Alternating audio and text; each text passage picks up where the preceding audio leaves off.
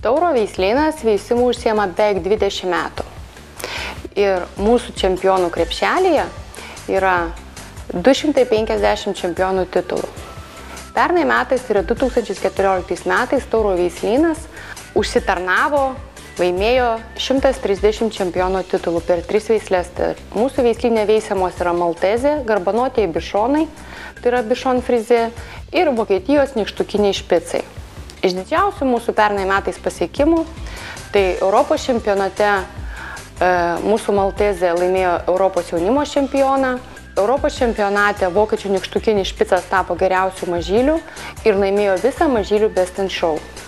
Pasaulio čempionatui rugpjūčio mėnesį Helsinkyje veisėjų lygoje mes išrinkti geriausi maltezų veislynas ir papuolėme į finalą.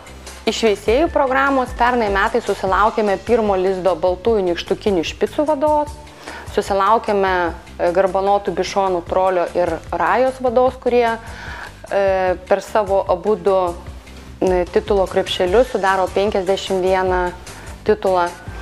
Tie šuniukai išvažiavo į Argentiną, į Singapūrą, į Malaiziją ir Ispaniją. Mes esame labai patenkinti, nes veisėjai vertina mūsų šunis ir pasaulis pradeda pripažinti mūsų maltezę ir garbanotus bišonus. Taip pat labai džiaugiamės, kad šuo, kuris laimėjo Europos čempionato šuniukų bisą, išvažiavo gyventi į Malaiziją pas profesionalius veisėjus.